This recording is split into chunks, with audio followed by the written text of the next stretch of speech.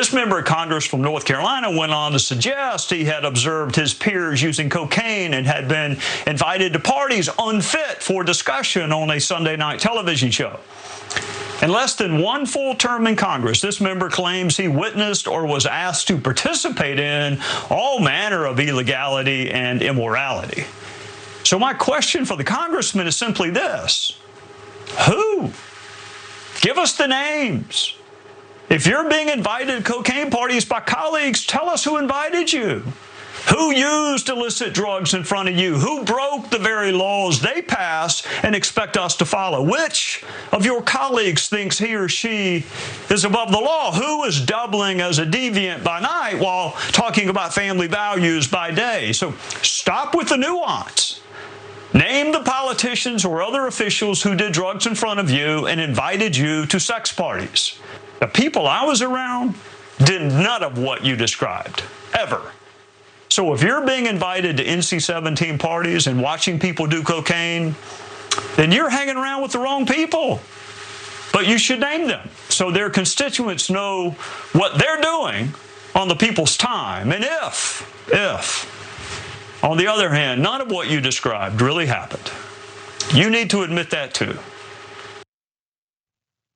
There's Trey Gotti on Fox News now, former elected official, talking about the people he used to hang out with, and it's nothing like what Madison Cawthorn's talking about. And name some names.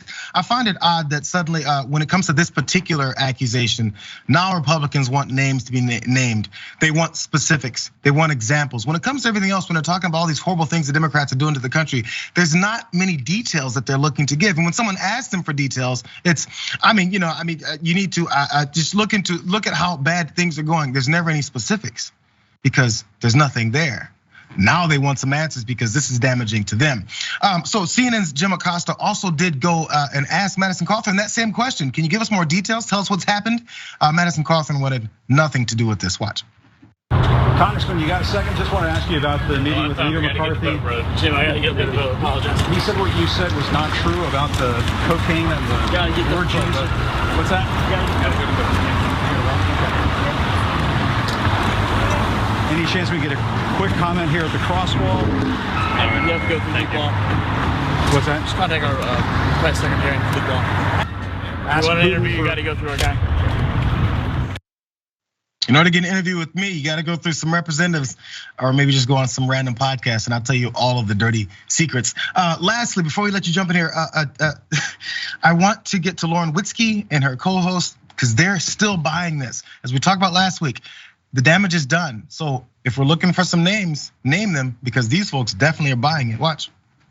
So, there's multiple people that have experienced this. I'm grateful to hear that Madison Cawthorn didn't get drug in. He was able to expose it before, but how come we haven't heard of this before? That would have been the first thing I'd be blasting from the rooftops. Well, I think that clearly it's a well-kept secret, and of course a secret that could lead to deaths. And I think that's why McCarthy's getting involved. Well, Mr. McCarthy, you've got quite a caucus. You got quite a caucus there, Mr. McCarthy. How are you gonna deal with this? I know this has been the 5th level of the Madison Cawthorn fallout, but they're still looking for those answers. Madison Cawthorn looks shook for the first time in his political career, because who knows what they told him behind closed doors, Adrian? I guess I'm only guessing at this point.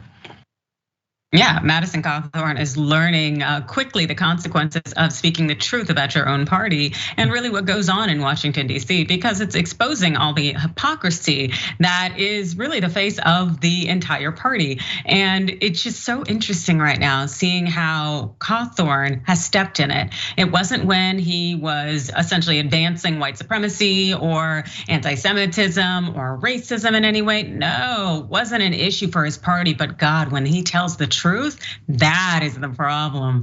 So I'm enjoying watching this play out, because everybody knows what goes down. Let's be real here. And it's not that the Republicans are in any way boxing out and dominating the field on this. Everybody has things that they do not want other people to know about their extracurricular activities, and Madison Cawthorn speaking up about it is really problematic for them. When clout chasing goes wrong, it's just the way it always works. He's looking for that attention, and boy, did he get it.